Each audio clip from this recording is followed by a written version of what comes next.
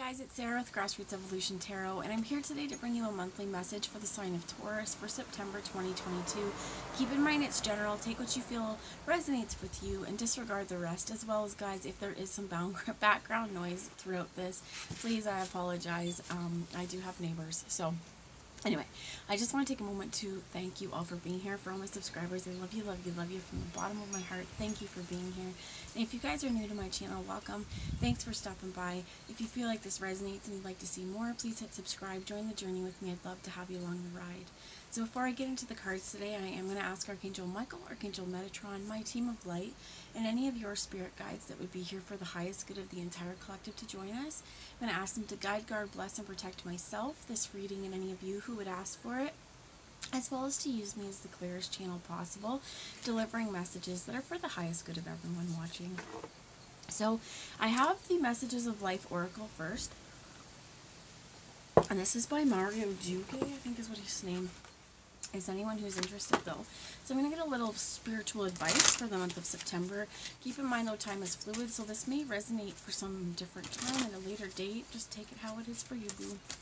So Spirit, what messages would you have us know for Taurus for September 2022? What would be the overarching spiritual advice? So they threw a lot at me. Consciousness got kept in the deck, and my creative power. I'm going to take this. There is a lot of cards, and I want to show you this. The way they came out is the path of light.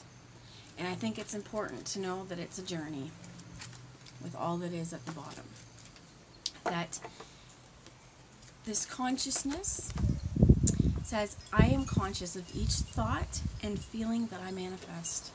Are these energies constructive or destructive? As my inner consciousness is reflected in my surroundings, I overcome my inferior emotions and negative thoughts to leave only room for those that are pure. I am mindful of what I create in this universe. In this way, I become an expression of divine light. And I think that that's really important along your path of light, being mindful of what we create.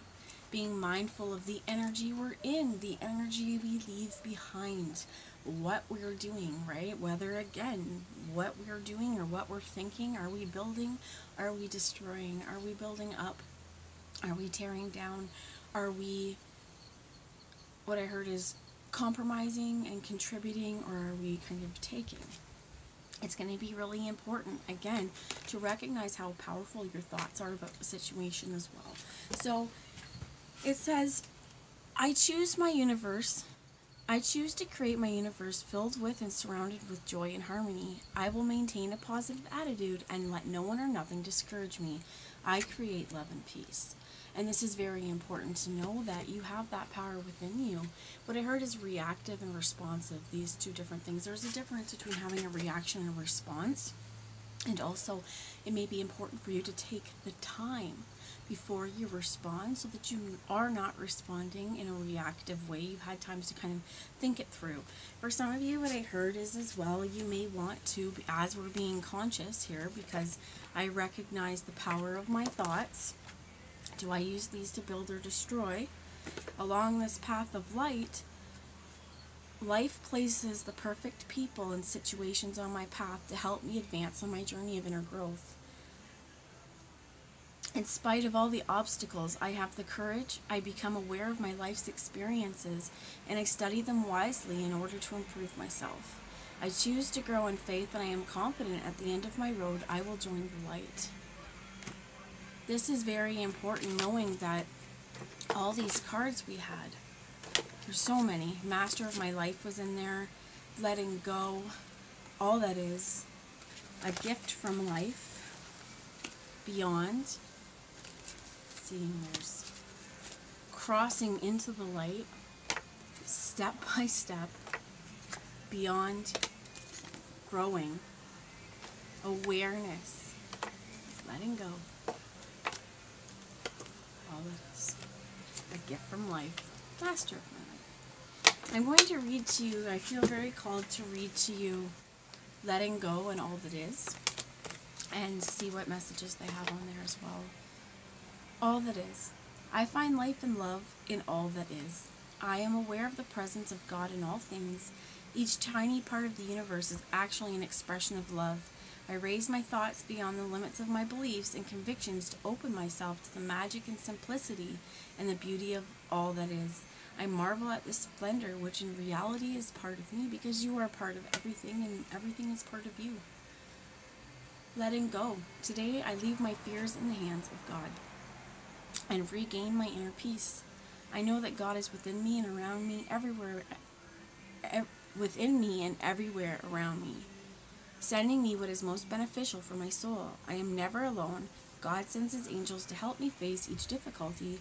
I am without fear because I know the best is yet to come. And they're showing me growing, because we're going to grow through what we go through.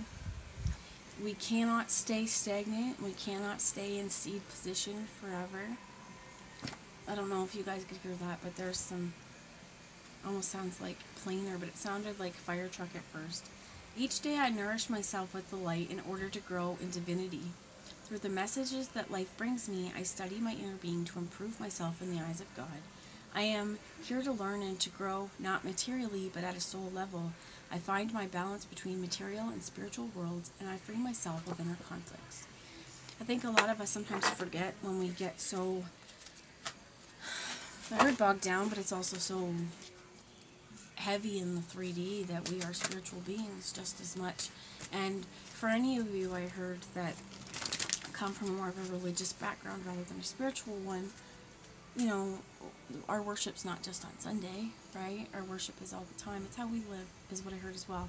Regardless of your background there, it's how we live our lives. And some of what I heard is walking the talk, because I think a lot of us can kind of understand the difference, if we can use this analogy, between people who are Christian or whatever religion you follow. I'm going to use Christian first, who go to church on Sunday and then the rest of the week, whatever, right?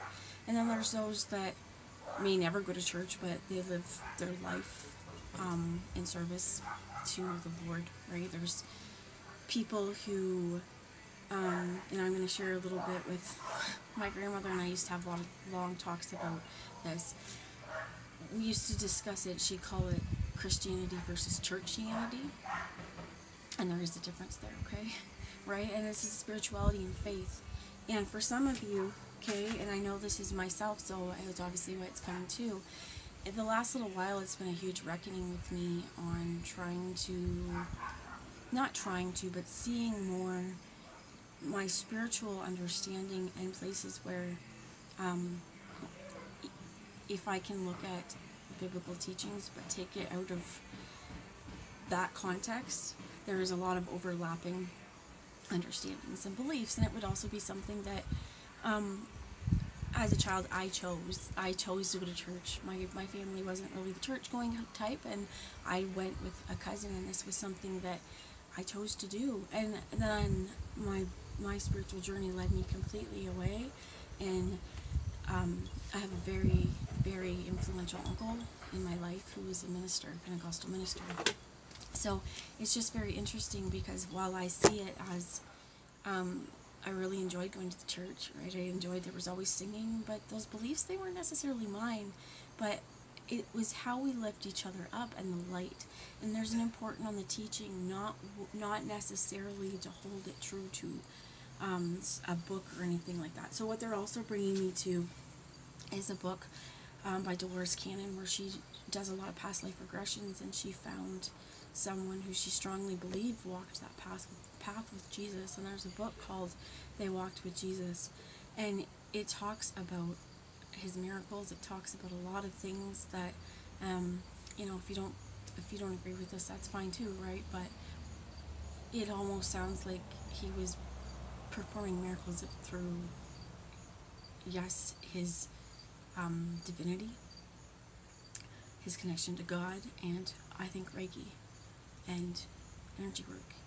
And we all have that ability within us to harness Reiki energy, to harness that chi, that universal energy, that universal life force.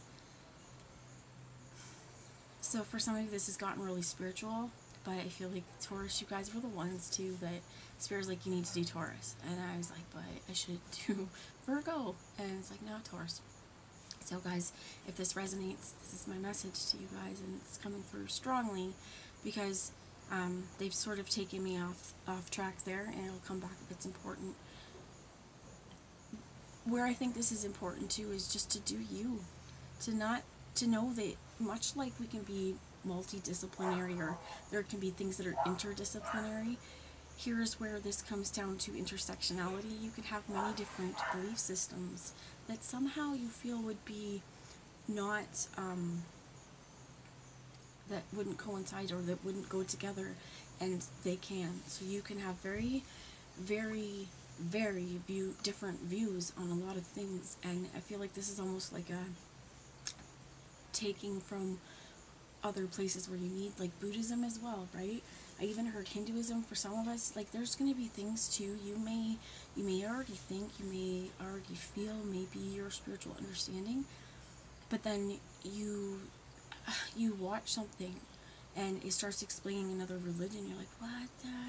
I've never read that in my life. But this could also be, what I heard is it's tied into past lives. It's things that, for some of you, I heard past life soulmates, because you may be entering a time, and I heard you may be encouraged, right? You may be going towards those soul families right now. But this could be where we're also getting this multi-dimensional, intersectional understanding of creation, of spirit, of our spiritual worlds. So they're mentioning to me as well, I'm not sure if anybody watched it, but there was 2 messages from Spirit ago. I think it was something about making cuts. I heard the Knights Templar over and over again. I looked up the Knights Templar, and they were warrior monks is what I guess you could call them. They helped people with their pilgrimages, essentially, to get there safely and back. It's one of the big things. But they were originally called the Poor Knights of the Temple of Solomon. And this is really important because at that point, the Temple of Solomon, there's a lot of speculation, right, that there could be treasure buried there and everything, but it was even just Solomon. In general, my hair's standing on the top of my head. So for some of you, then here's where the biblical aspect comes in, because in terms of past life as well, we really could be, and if you've resonated with the Knights Templar at all, when I started looking them up into them, Solomon had been kind of important along my journey as well, as I do strongly believe that my soul's been here before. Like, my soul has walked many lives on this earth, and more than one during biblical times even, right? And I think that sometimes when we read things, it'll just click to you that you're going to have an understanding. And it's like, the more I read into the Knights Templar, the more I listened up about it and stuff, was like, this makes a lot of sense. Because even in my own world, I knew that knighthood meant something to me, but I never really saw it as the dragons or whatnot. I never had a clear understanding until this. And then everything kind of fell into place on, wow. So again, would have to even go past life regression on myself. I think I would like to at some point, just to explore that life. Right now I feel like it's almost suffice that I know, but for some of you, you may be going through something very transformative that you've trained for lifetimes for this mission for. So Spirit, thank you. I have the Zombie Tarot. They have the 3 of Wands in reverse, the 3 of Hazards in the upright. So I don't want to read reversals so much, but I feel like the waiting's done. There's also an understanding here that if you look at this picture in the upright when they're waiting, I feel like there's a sense of helplessness. If you can see this woman, she's covering her ears. Don't want to hear it. And oh my God, that blasted noise as we party. Well, this is letting go of that ignorancy. And not to say you guys are anyone's ignorant in this, but letting go of the choice to not see what's in front of our eyes.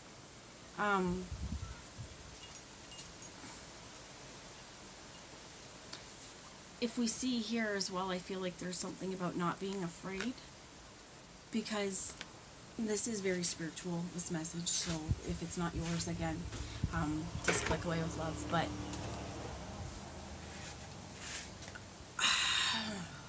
they're telling me something about divine timing and divine order, and the more you give in to your divine mission, the more you allow yourself, your soul, to lead you in those directions, the more you listen to your intuition, and the more you follow spirit, the more you're working in tandem with spirit.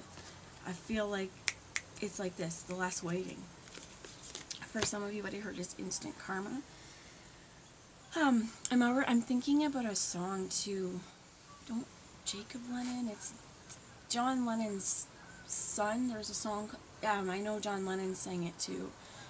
And we all shine on from the sun, the stars, I don't remember. It's called Instant Karma though.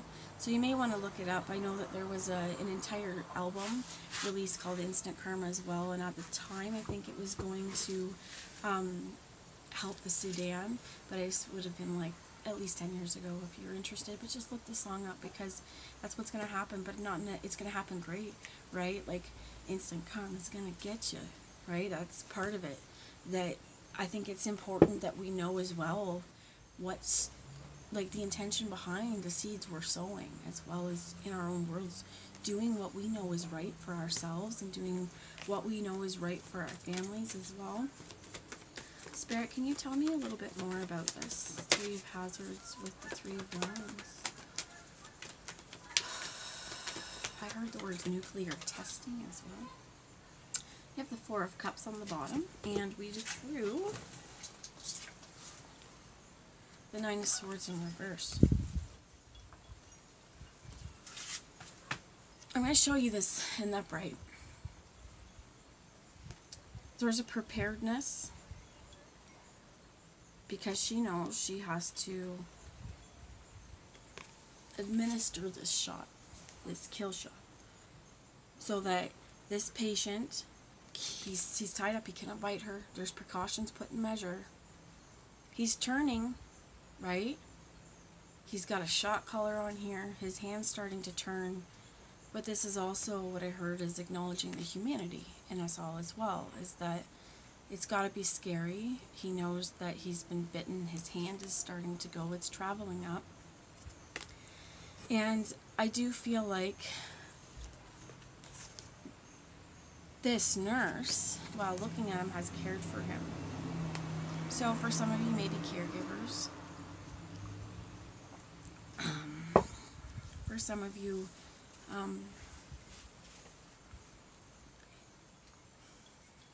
you may even work with people who are nearing the end of their life, or hospice workers.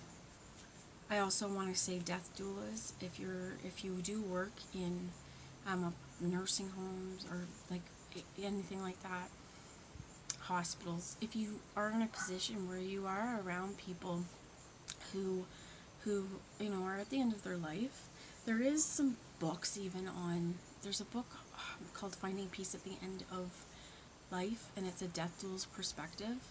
And it even kind of gives you some things that you can implement in. I found it myself, and this is a segue, but this whole thing's been a segue, right?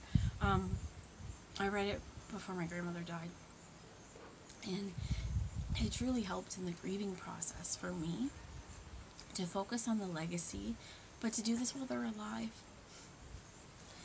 to help your friends walk through this.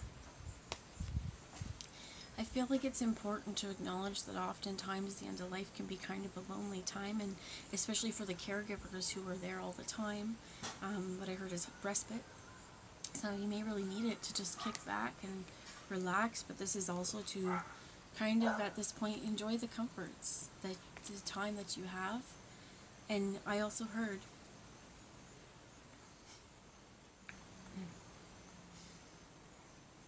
know that this is time you'll never get back either. So enjoy it, because it is what's right. I think this is important for whoever this is for. I think that that book also helped me to understand too, as the people who aren't dying, you know, we get really afraid of the dying process. But it's a process, and it's natural. And there's signs to look out for and ways that we can help people. Hold their hand, ask what they would like. Would you like me to touch you? Would you like me to rub your hand? Would you like me to crawl in bed with you? You know, even just telling stories to people or talking to them can really, really help.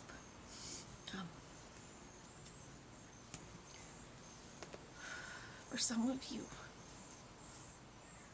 it's going to see them on your lunch hour if they're in the hospital, or even if they're at home. It's taking that time to just know that you still care. Okay? And that you're just doing a little checkup on them.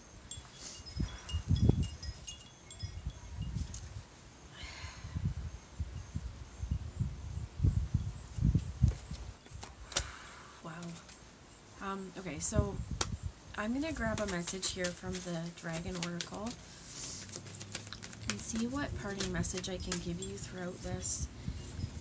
And we have the Pure White Dragon from Orion. It says it transforms your ascension knowledge into pure wisdom. Process what you know. Act with truth and honesty, and let your wings of light grow and expand. As well as I think it's really important to know,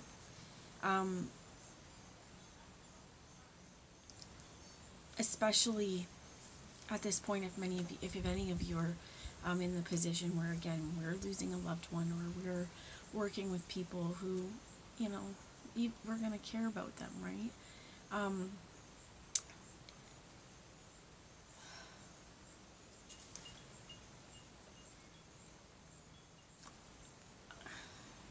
This acting with truth and honesty and processing what you know and allowing your wings to grow and allowing their wings to grow.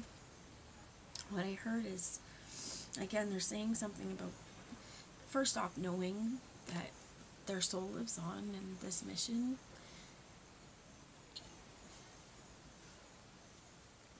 For some of you, this is passed on loved one. They're thankful that it was you who walked through that fire with them. And it was you who held their hand.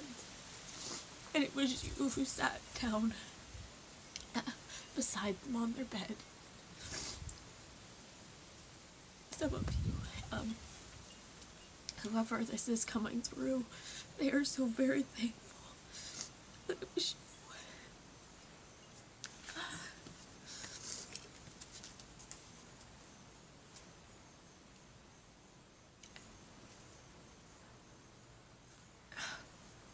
They said they wish they could convey to you how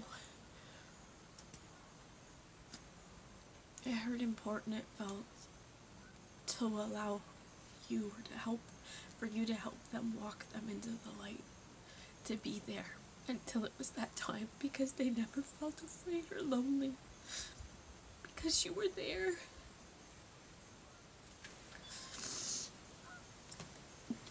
So under here, we have the Blue Dragon from the Pleiades, which prepares you to accept source healing.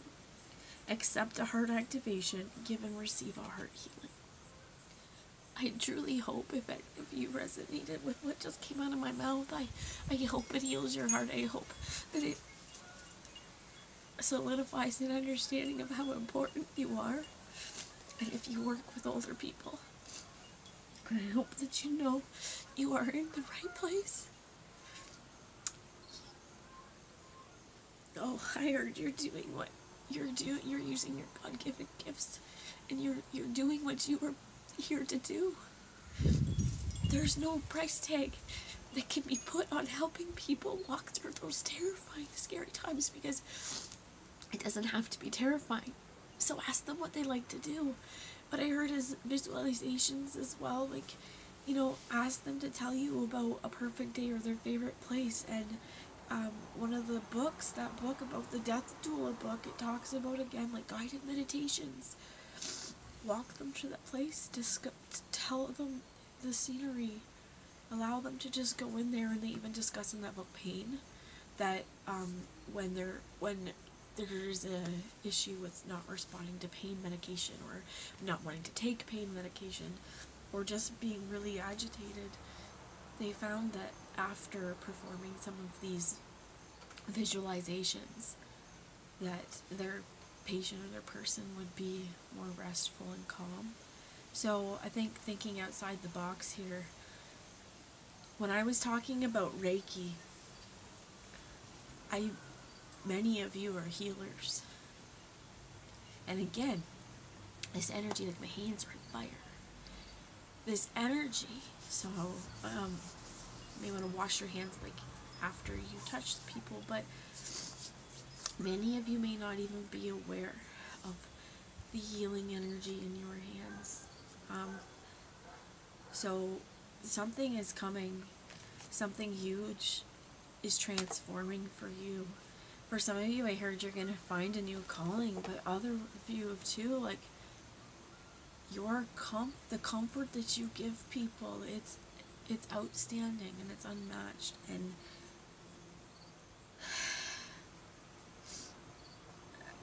I feel like you can bring a lot of balance and peace and understanding to people's lives. So it's a major lesson unfolding here, my friends. I'm pretty sure my North Node is Taurus as well, so this could be where a lot of was brought up for me. I kept seeing, and I kept seeing my great-grandmother when I was like 16, just before 16. My high school was just up the road from the hospital, so I spent my lunch hours with my great-grandmother.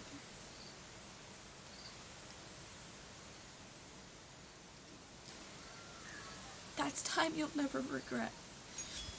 So, I'm sorry I'm so emotional throughout this. But, you know, I guess I never really looked at it the same, of going, you know, when I'm older, I would really love it if my great-grandkids, you know, came to the hospital to see me every day at lunch.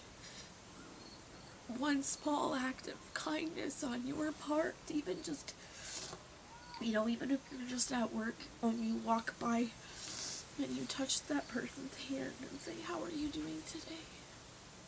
That small little gesture of warmth, it can change their lives. So enrich them while they're here, right? That's the message I have. Mwah, mwah, mwah. I love you all. Oh, let's give each other a great big bear hug, because that shit was heavy. And remember, right now, things are changing, so accept the knowledge that you have. And if, again, past life stuff, some of you may want to, what I heard is even go on YouTube, this may be for me, and you can kind of even look up a past life regression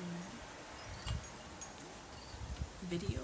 I've thought about doing one. I have a book that actually has a script in it, so I thought about reading over the script with time in it, and then just kind of setting some drumming to it, and then putting it on YouTube so I can even listen to it myself. So if any of you are through this part and you would like that, let me know, because that would put a fire into my butt a little bit more as well. So I love you all. Let your wings fly, and let your light grow and expand, because you see it shedding. You are like the sun, my friends. Your light can illuminate others too. So you were perfect on this mission. That's what I got. Love and lots of light, my friends. And healing. Bye, guys.